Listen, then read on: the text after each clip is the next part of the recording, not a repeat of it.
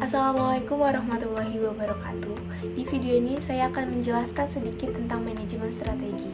Manajemen strategi adalah seni serta pengetahuan dalam proses perumusan, mengimplementasikan, serta mengevaluasi keputusan-keputusan lintas fungsional yang memungkinkan suatu organisasi dapat mencapai tujuannya.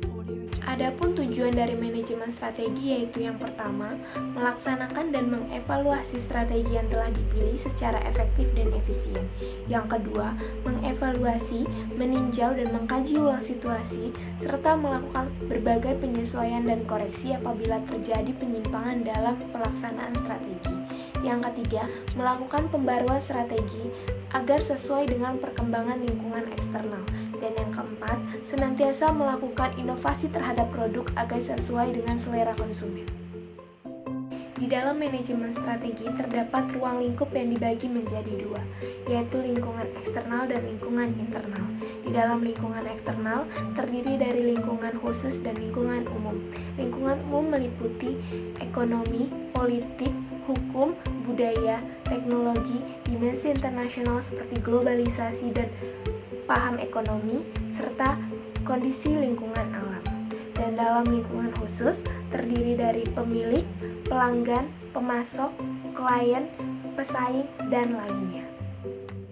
Lalu ada lingkungan internal yang terdiri dari manusia, finansial seperti sumber, alokasi, dan kontrol dana. Lalu ada fisik yaitu aset berwujud jangka panjang seperti gedung, kantor, dan lainnya. Lalu yang terakhir ada sistem nilai dan budaya organisasi, di mana untuk mengukur dan menganalisis lingkungan ini digunakan analisis SWOT. Setelah kita membahas manajemen strategi secara umum, selanjutnya kita akan membahas manajemen strategi di dalam sektor publik. Di dalam sektor publik, manajemen strategi berfungsi sebagai alat agar manajemen sektor publik dapat bertahan dalam jangka pendek, menengah, serta pembangunan jangka panjang. Lalu, manajemen strategi di dalam sektor publik lebih menekankan kepada pelayanan kepada masyarakat, bukan untuk mencari keuntungan atau laba. Sebagai suatu organisasi yang ingin mencapai suatu tujuan, organisasi sektor publik membutuhkan manajemen strategi untuk mencapai tujuan tersebut. Terlebih dengan struktur organisasinya yang besar dan kompleks, dengan menggunakan manajemen strategi, pemimpin kebijakan dapat memotivasi dan mengarahkan pegawainya lebih baik, yang selanjutnya dapat meningkatkan performa kinerja organisasi. Sektor publik juga dapat merumuskan strategi ke depan dan melihat ancaman dan peluang yang ada, serta menetapkan sasaran dan arah yang jelas untuk masa yang akan datang.